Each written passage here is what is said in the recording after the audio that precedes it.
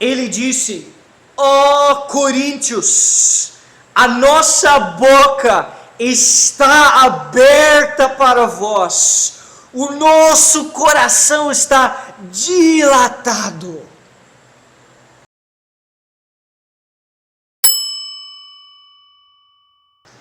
Então vamos começar em 2 Coríntios 5, verso 18, e vamos também entrar no capítulo 6, começando em verso 18. E tudo isto provém de Deus, que nos reconciliou consigo mesmo por Jesus Cristo e nos deu o ministério da reconciliação.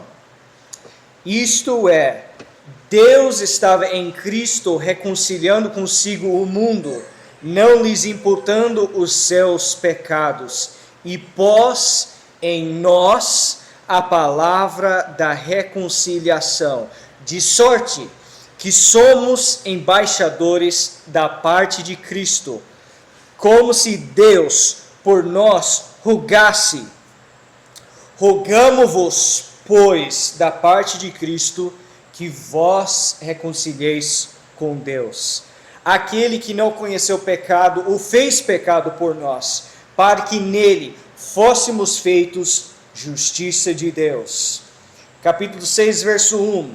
E nós, cooperando também com ele, vós exortamos a que não recebais a graça de Deus em vão. Porque diz: ouvi-te em tempo aceitável, e socorri-te no dia da salvação. Eis aqui agora o tempo aceitável, eis aqui agora o dia da salvação. Não dando nós escândalo em coisa alguma, para que o nosso ministério não seja censurado.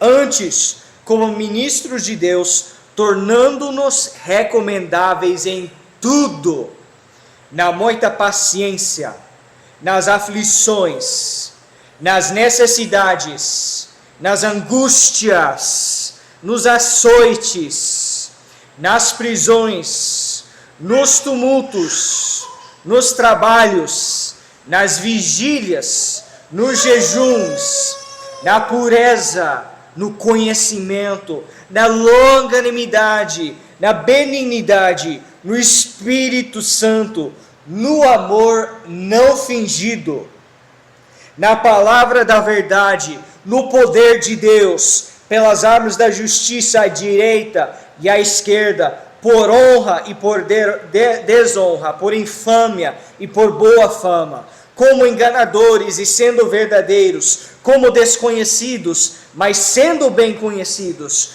como morrendo, e eis que vivemos, como castigados e não mortos, como contristados, mas sempre alegres, como pobres, mas enriquecendo a muitos, como nada tendo e possuindo tudo.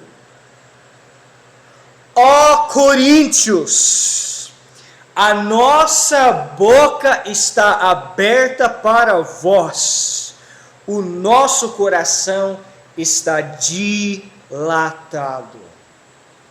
Vamos orar. Ó Deus,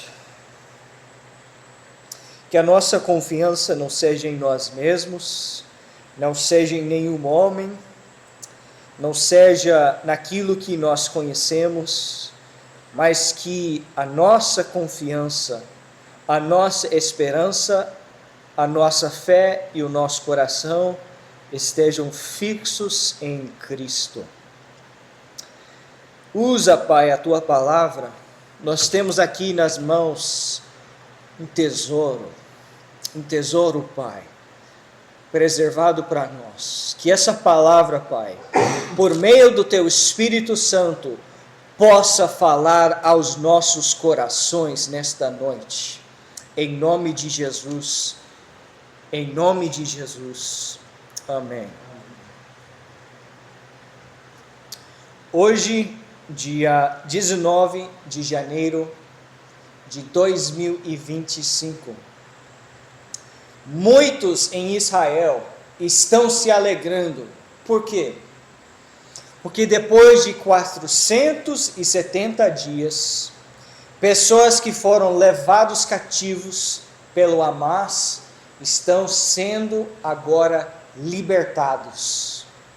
Estão agora, depois de 470 dias, presos pelo inimigo, agora voltaram para casa, estão com suas famílias, estão alegres, estão felizes. Você também seria feliz. E o que aconteceu, está espalhando por todas as notícias, entre Israel e Hamas, foi uma tragédia.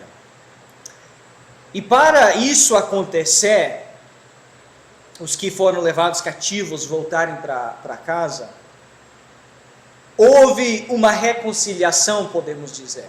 Claro, Israel e Hamas vão ficar lutando, vão ficar inimigos, mas para isso acontecer, o que estamos vendo acontecer, houve uma reconciliação. E essa reconciliação, ela foi feita principalmente através do país Arábia Saudita. Se não tivesse esse país onde Hamas e Israel pudessem chegar, conversar, negociar juntos, isso não teria acontecido. E eu sei que a salvação é obra de Deus na vida das pessoas. Mas se Deus não tivesse um embaixador, alguém para mandar, alguém para ir, alguém para falar, não há reconciliação entre Deus e os homens. Ué, mas e Saulo, que depois se tornou Paulo? Deus mandou o irmão lá para batizar ele, instruir ele, falar, levanta, Deus te chamou. Deus sempre manda pessoas, ele manda Felipe para o eunuco. Aí você fala, mas Deus que fez sim, mas quem abriu a boca? Foi Deus? Não, foi Felipe, que pregou para o eunuco. Eu acho que muitas vezes quando falamos da salvação e dizemos que é apenas uma obra de Deus, estamos certos. A salvação é uma obra divina de Deus. O homem, ele não tem nenhuma glória que recebe em fazer essa tarefa. A glória não é dele, eu ganhei 1000 almas. Não, a glória é de Deus. É Deus que salva. Mas isso não significa que sentamos, relaxamos, vivemos na praia, vivemos na solidão e vida que segue. Deus, ele precisa de embaixadores. Ele precisa de alguém para mandar. Então, ele manda, ele nos dá, como diz o texto aqui, o ministério da reconciliação, verso 18, verso 19, pôs em nós a palavra da reconciliação. Verso 20, nós somos embaixadores. Toda pessoa, uma vez convertida, que agora faz parte do reino de luz, automaticamente se torna embaixador de Cristo. Você que é salvo, você tem uma missão. Mas eu não sou evangelista. Não, mas você tem uma missão. De ser embaixador de Cristo, fazer reconciliação entre Deus e os homens e exercer esse ministério. E agora a pergunta, como exercer? Como exercer esse ministério da reconciliação entre Deus e os homens? Tem 4 coisas aqui na Bíblia que eu quero que você aprenda nessa noite. Que você saia daqui entendendo, lembrando e praticando. A primeira coisa está no verso 1 do capítulo 6. E nós, cooperando também com ele, vos exortamos a que não recebais a graça de Deus em vão. O que significa receber a graça de Deus em vão? Significa desprezar, não dar o valor que você deveria dar. Um exemplo. Tem a praça da cidade, e do lado tem um lanchonete. E o funcionário público está lá limpando a praça, cuidando da cidade, arrumando tudo, e bate fome. Ele vê o lanchonete e ele entra lá, pede alguma coisa, um pastel, algo desse tipo, senta e come. Depois ele levanta e sai para voltar para o seu trabalho. E o dono, espera aí, você tem que pagar. Aí o funcionário vira para ele, mas olha a praça, eu estou cuidando da praça, eu estou limpando a praça, você não viu? E o dono vira para ele e fala, rapaz, você sabe que eu pago imposto, e esse imposto paga o seu salário, e eu não apenas pago o imposto, eu pago o aluguel do lanchonete, eu pago meus funcionários, eu venho aqui cedo, saio aqui tarde, eu estou aqui suando, lutando para ganhar o sustento, e você vem fazer isso comigo? É isso que significa desprezar a graça. Não, tem que me dar de graça, porque eu estou limpando a praça. Não, você tem salário e você pode pagar a comida que você comeu. Ele está aqui como embaixador, rogando, implorando, exortando, não recebe a graça de Deus em vão. Pois bem, tive uma nação preso em Egito, um povo preso debaixo de um rei, que fazia eles trabalhar, matava seus filhos, os homens, matavam eles para que essa nação não crescesse mais. E Deus, na sua misericórdia, Ele escute o clamor dessa nação, e Ele chega a essa nação através de Moisés e Arão, e Ele começa a resgatar. E quando Ele resgate o povo de Israel do Egito, Ele tira eles, depois vem o rei atrás para matar e destruir. Deus abre o mar, eles passam pelo mar, Deus fecha o mar, Ele acaba com a nação de Egito. Até hoje o Egito não se recuperou. Deus, Ele está guardando, guiando, ajudando esse povo.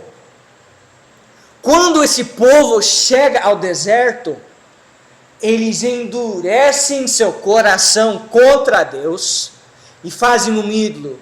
E pela intervenção de Moisés, quase são matados. Mas Moisés, ele entra e fala, Deus, não é possível, você tem que perdoar. E Deus perdoa. E chega até Canaã.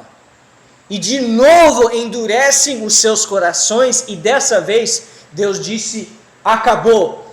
Todos vocês vão morrer no deserto. Agora imagine, Deus, Ele tira de graça, Ele age, Ele faz, Ele trabalha, Ele investe. Ele está ali cuidando, mandando comida do céu. Diz que os sapatos não envelheceram por 40 anos. Você pegava o seu sapato, colocava seu sapato como se fosse um sapato novo. E mesmo assim, com todos esses sinais, prodígios, milagres que eles viram com seus olhos, eles chegam à terra prometida e endurecem seus corações e não têm fé suficiente para entrar naquela terra prometida. E Deus, uma vez vendo isso, Ele se torna o inimigo deles e diz, vocês não entram. Todos vocês vão morrer no deserto, seus cadáveres vão estar ali no deserto, e até hoje estão lá no deserto, seus cadáveres. Por quê? Porque desprezaram a graça de Deus. Não pensa você em desprezar a graça de Deus, fazer pouco caso do investimento que Deus tem em você. Quer ver uma história? O pai, ele tem um relógio. O valor do relógio, 50 mil. Ele mostra para o filho, ele fala, filho, meu relógio aqui, que eu ganhei do meu bisavó, 50 mil. E o filho pequeno não está nem aí, não sabe nada. O pai diz, nunca toque, nunca abre. Vai para o trabalho, o filho abre. E tirando, ele está olhando um relógio normal, para ele, um relógio. E ele solta e quebra o vidro do relógio quando cai no chão. E ele pega assim, opa, tenta juntar, coloca na caixa de novo e põe de volta no seu lugar. Quando o pai chega em casa, quando o pai vê, ele chama o filho. Filho, vem cá, o que aconteceu? O filho olha para o pai e ele diz, pai, é relógio, pai. Você consegue comprar outro lá naquela loja? Eu vi lá no centro, lá, pai, uma loja de relógio. E eu vi lá relógio de 50 reais, relógio de 100 reais. Você pode comprar um outro relógio. Aí o pai vira para o filho e fala, filho, o relógio vale 50 mil. Aí cai a ficha. Naquele momento, o filho ele fica triste. Ele começa a arrepender. Puxa, o que eu fui fazer? Pai, o que eu posso fazer? Eu não tenho 50 mil. Mas foi isso que o filho fez. Ele desprezou aquilo que era de valor, pensando que era, um relógio de 50 reais, um relógio de 100 reais, quando era um relógio de 50 mil reais. E muitos hoje, eles estão pisando na graça assim. Uma vez salvos do mundo, uma vez regenerados em Cristo, uma vez batizados, uma vez recebendo o Espírito Santo, não é para você voltar para o mundo e cometer as mesmas vaidades, entrar no mundanismo, viver nos seus pecados, gostar daqueles prazeres, dos vícios, o que for que tinha antes. Você é nova criatura em Cristo. Se você voltar e gostar dessas coisas e querer se rebelar contra Deus, está desprezando a graça de Deus. A graça não nos dá licença para pecar. Como dizem Romanos, permanecemos nós no pecado para que a graça abunde? De forma nenhuma. De forma nenhuma. Aí vem aquela desculpa que eu sempre escuto. Mas todo mundo é pecador. Você está dizendo então que eu não posso nunca cair, eu não posso, eu sou perfeito então? Escute isso. 1 João 3:9. Qualquer que é nascido de Deus não permanece no pecado. Qualquer que é nascido de Deus não permanece em pecado, porque a sua semente permanece nele e não pode pecar, porque é nascido de Deus. Capítulo 5, verso 18. Sabemos que todo aquele que é nascido de Deus não peca. Mas o que de Deus é gerado conserva-se a si mesmo, e o maligno não lhe toca. Eu poderia continuar. Aqui em 2 Coríntios, nós lemos 6, mais 5:17, diz, se alguém está em Cristo, nova criatura é. Eis que as velhas coisas já passaram, eis que tudo se fez novo. Não existe desculpa para pecado no reino de Deus. Só existe arrependimento. Só existe contrição. Só existe lágrimas, choro, arrependimento de coração. Não aquele fim de, eu sei que eu estou errado. Não, uma contrição, uma dor, eu ofendi a Deus, eu fiz mal para Deus. Essa está no reino de Deus. Qualquer outra coisa, qualquer desculpa, qualquer é receber a graça de Deus em vão. é desprezar a graça de Deus.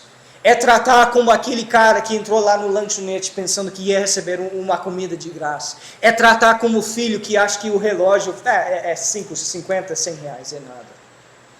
Então, o seu trabalho como nesse ministério de reconciliação, como embaixador de Cristo, é chegar às pessoas e fazê-las entender, não recebe a graça de Deus em vão.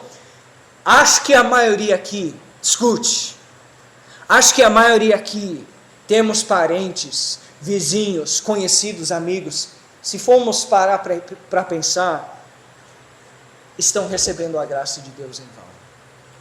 Estão rindo de Deus. Estão tratando o sacrifício de Cristo como se fosse algo de pouco valor. E ali está a sua missão. Ali você vai ser embaixador. Para você chegar para o seu conhecido, seu parente, seja pai, mãe, irmã, primo, conhecido, e começar a rogar. Por que se está tratando a Cristo de tal forma? Por que se trata esses versículos aqui na Bíblia como se fossem nada, como se fossem para ontem, anteontem? Por que a palavra não tem autoridade na sua vida? Você disse é de Cristo, mas você está vivendo desse jeito. Não recebe a graça de Deus em vão. Então essa é a primeira coisa. Primeiro ponto do ministério da reconciliação, uma exortação para não receber a graça de Deus em vão. Segunda coisa, verso 3, não dando nós escândalo em coisa alguma, para que o nosso ministério não seja censurado. Segunda coisa, você como embaixador não pode dar escândalo em coisa alguma. Agora entende. Quando ele fala escândalo aqui, ele não está falando do escândalo da cruz de Cristo. Tem gente que acha a cruz de Cristo, carregar a sua cruz, negar o mundo, dizer não para o pecado, para eles é um escândalo. Mas não é isso que ele está dizendo. Ah, você não gostou da cruz? Vem cá, eu tenho aqui uma cruz de papelão, pode carregar, mais fácil do que uma cruz de madeira. Uma cruz de plástico também serve, pode carregar, é mais fácil, né? Vai para o seu salvador. Não é esse tipo de evangelho que ele está falando, de você chegar com um evangelho que agrada o homem carnal. Não. Quando ele fala de não dar escândalo, se você andar pelas ruas, conversar com as pessoas, são 3 escândalos que você escute vez após vez. Primeira, que nós ouvimos ontem, hipocrisia na igreja. Eu sou uma coisa aqui, mas em casa eu sou outra pessoa. Segunda coisa, o amor ao dinheiro. Os pastores que fazem negócio da igreja. Terceira coisa, imoralidade na igreja. O pastor caiu, o pastor traiu, o pastor... Sempre são essas 3 coisas hoje em dia, sempre. Hipocrisia na igreja, amor ao dinheiro e a imoralidade.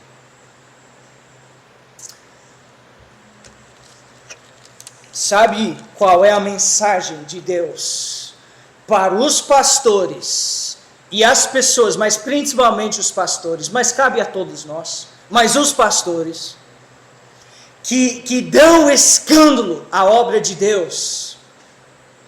Ezequiel 34, e veio a mim a palavra do Senhor dizendo: Filho do homem, profetiza contra os pastores de Israel, profetiza e dize aos pastores: assim diz o Senhor Deus, ai dos pastores de Israel, que se apacentam a si mesmos. O dinheiro o dízimo, que os homens, os pastores, pegam para si mesmo e geram escândalo nos outros. Eles estão apacentando eles mesmos. O adultério, a fornicação, os pecados sexuais, que geram um escândalo enorme nas notícias, tudo por causa dos desejos deles. Ele continua: não devem os pastores apacentar as ovelhas?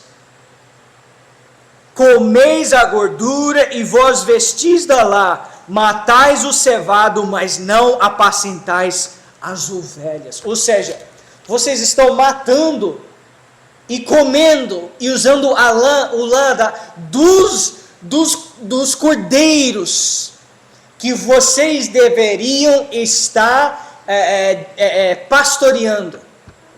Em vez de você pastorear, cuidar, você está matando. E Paulo é ciente disso, ele sabe disso. É por isso que ele fala: nós não damos escândalo em coisa alguma. Ele vai continuar e nós vamos ver, dizendo: olha para a nossa vida, como nós temos sido, como nós temos vivido. Olha para que tipo de pessoas nós temos sido. Quando ele fala não dando-nos escândalo em coisa alguma, não tem a ver apenas com essas áreas. Por exemplo,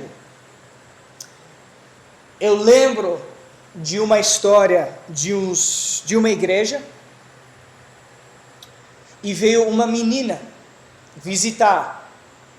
Depois do culto tinha ali um local onde as crianças brincavam, e aquela menina que estava de visita saiu brincando, e os meninos também saíram brincando, e uns dos maiores, os meninos maiores, falaram para o menino menor: pega umas pedras e ataca aquela menina que estava visitando.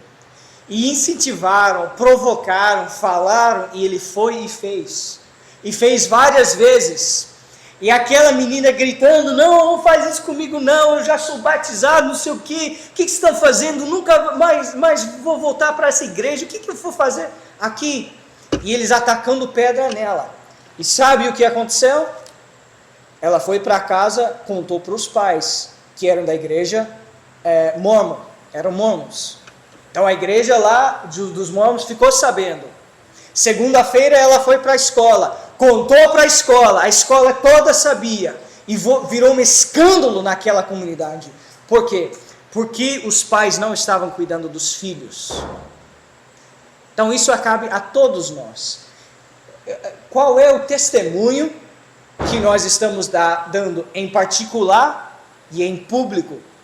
Qual é o testemunho que meus filhos estão dando em particular e em público?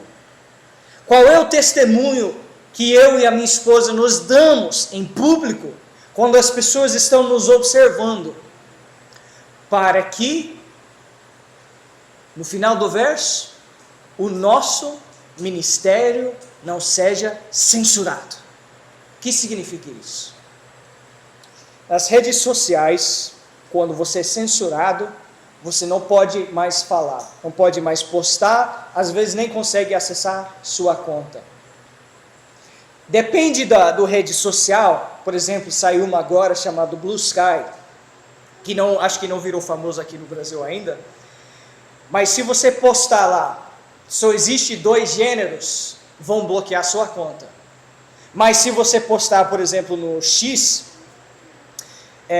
aquele rede lá do Elon Musk, se você postar só existe 2 gêneros, sem problema. Se você postar que tem 100 gêneros, também sem problema. O rede não é tão apertado assim. Mas se você postar coisas que são contra a lei, você é censurado. Você não pode mais postar e falar e interagir. Paulo está dizendo que nós não damos escândalo em coisa alguma. Para quê? Para que as pessoas não nos acusam? Para que nós sejamos agradáveis às pessoas? Não. para que o nosso ministério de reconciliação com Deus não seja censurado. Ou seja, Deus chegar e falar: Paulo, Silas, Timóteo, fica de banco um pouco, senta aqui do lado, não está dando certo isso, o seu ministério está causando escândalo para os homens, fica de banco um pouco, aprende um pouco, senta aqui, talvez depois que você aprende, você consegue voltar para o ministério. É isso que Paulo está falando. Então, primeira coisa, exortar os homens que não recebem a graça de Deus em vão. Segunda coisa, não dando escândalo em coisa alguma, para que o ministério da reconciliação não seja censurado. Ele continua, verso 4: antes, como ministros de Deus, tornando-nos recomendáveis em tudo. E ele continua com aquela lista longa, que por falta de tempo nós não podemos entrar e entender mais profundo. Mas ele fala e dá vários exemplos, como se ele fosse dizendo: Coríntios, nossa vida está aberta aos olhos do mundo, para nós ver, para nós enxergar, para que sejamos ministros de Deus recomendáveis em tudo. Nós não temos nada para esconder. Nós já fomos açoitados pelo mundo. Consegue imaginar Paulo açoitado? Quando foram açoitar ele, os romanos, não é para machucar, é para sangrar. É para sangrar. Sangue. E eles batendo nele lá, e ele sangrando, e com certeza doendo. Querendo gritar, querendo falar, e sangrando, e seu sangue caindo para o chão. Essa era a vida de um embaixador de Cristo. E ele está dizendo: nós fazemos por causa de vocês, para levar o evangelho a vocês. Para nós não tem preço, não tem custo que não estejamos dispostos a pagar. Se quiser, entregamos as nossas vidas, morremos, para que sejamos embaixadores de Cristo. Nós nos tornamos recomendáveis em tudo, até preso nas prisões. Paulo, os soldados pegavam Paulo, joga ele dentro daquele prisão, fecha aquela porta, bum, tranca, tchim, e Paulo ali preso. Imagine hoje, se alguém fosse pregar de tal forma, talvez contra o homossexualismo, contra a feitiçaria, de tal forma que as pessoas se levantam e jogam esse pregador para dentro da prisão. Ele vai preso por um tempo. Sabe o que os outros cristãos evangélicos, o mundo evangélico, a maioria ia comentar? Puxa, cara sem sabedoria. Ele não pensou, não era para ele jogar as pérolas aos porcos. Paulo está nem aí. Ele fala, ele prega e ele vai até preso para falar a verdade. Ele disse: nós nos tornamos recomendáveis em tudo. Ele coloca uma lista enorme: tumultos, vigílias, jejum, pureza, conhecimento, honra, desonra, fama, enganadores, desconhecidos, tipo uma luta, angústia, uma vida intensa. E você olha para isso e você fala: puxa, Paulo, como que você conseguiu tudo isso? Olha lá para o Cristiano Ronaldo, Neymar, um jogador famoso. Eles vivem coisas parecidas por causa do futebol. Eles são atacados na mídia. Às vezes falam mal deles em público. Às vezes perdem jogos. Às vezes estão lá jogando e ficam atropelados, tropeçam e sai tudo machucado, sai do jogo lá, treinando com fome. Eles estão dedicados. Eles passam por coisas parecidas. talvez não prisão, mas passam por muitas dificuldades por causa do futebol. Veja uma mãe, ela passa às vezes noites sem muito dormir por causa do filho. Trabalha o dia todo, é luta, é angústia, é cuidar dos filhos, é vida. Mas ela está ali disposta. Paulo está dizendo, é essa vida que eu vivo por causa do Evangelho.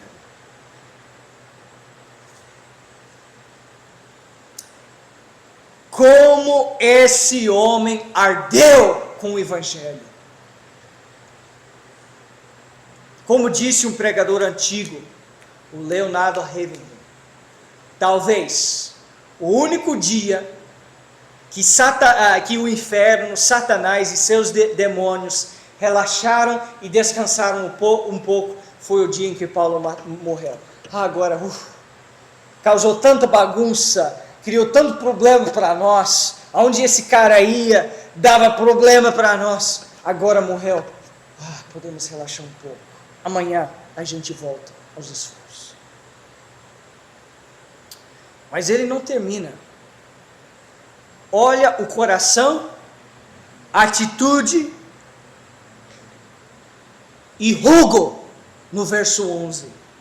Como John Wesley comenta, parece que o Paulo está fora de si, transbordando. Ele disse, Coríntios, a nossa boca está aberta para vós, o nosso coração está dilatado. Depois de escrever tudo isso, ele termina falando assim. Quando ele fala, a nossa boca está aberta, eu não entendo exatamente o que ele quer dizer. Talvez choque. Por quê? Porque houve pecados, problemas na igreja, e ele está falando, não recebe a graça de Deus em vão. Coríntios, a nossa boca está aberta, depois de tudo que Deus fez entre vocês. Vocês estão agindo assim. Mas ele não apenas fala isso, ele fala, o nosso coração está dilatado. É como se Paulo estivesse sentindo aqueles dores de parto. Ele começa no verso 1. Começa e cresce intensidade e termina no verso 11. O nosso coração está dilatado. Coríntios, o que podemos fazer mais para que vocês sejam reconciliados com Deus? Nossa boca está aberta, nós temos sido sem escândalo em coisa alguma. Preciso notar isso em capítulo 7, verso 2, ele disse, a ninguém agravamos, a ninguém corrompemos, a ninguém buscamos o nosso proveito. Coríntios, o que demais poderíamos oferecer, fazer, trabalhar, soar, eu não sei. É assim como ele termina. E esse é o trabalho do embaixador. Rogar aos homens, não recebe a graça de Deus em vão. Não dê escândalo. Verso 4, se tornar recomendável em tudo. E 11, um rogo intenso. O que falta? Já preguei o Evangelho, já falei de Cristo, já tentei de tudo, eu vivi, suei, orei. E deu nisso?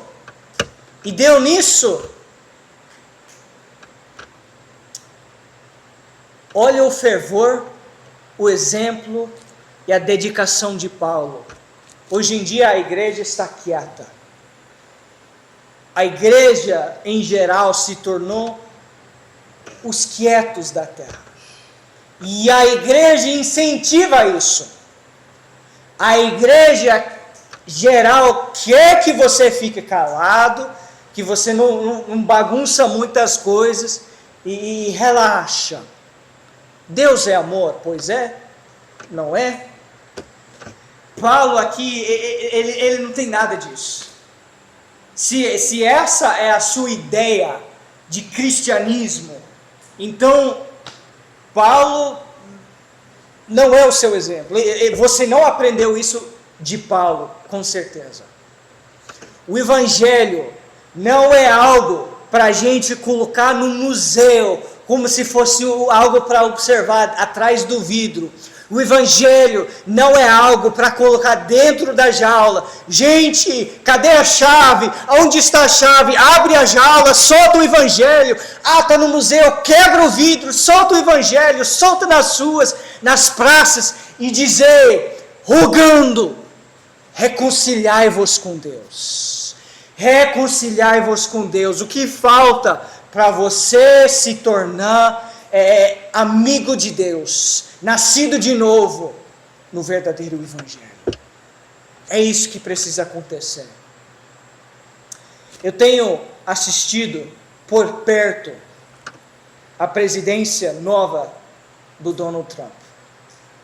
E as anúncios que ele fica falando, o que ele vai fazer, o que ele vai mudar. E ele, vez após vez, tal pessoa vai ser embaixador, tal pessoa vai ser embaixador para tal país, essa pessoa para aquele país, embaixador não sei o que, embaixador não sei o que. Porque ele sabe, se ele escolher a pessoa certa, para mandar para o país certo, aquela pessoa vai fazer o que ele quer naquele país. Você está no mundo, Jesus está no céu, toda a autoridade foi me dada do céu e na terra, portanto ide, fazer discípulos, batizando-os em nome do Pai, do Filho e do Espírito Santo e ensinando-os a guardarem todas as coisas, e eis que estou convosco até os fins da terra. Vai, embaixador, entra na batalha, lute, segue o exemplo aqui de Paulo e faça a obra que precisa ser feita. Não tenha medo, não seja covarde, frouxo, fraco, seja como Paulo. Vai. Deus está contigo? Deus está contigo. Vamos amadurecer.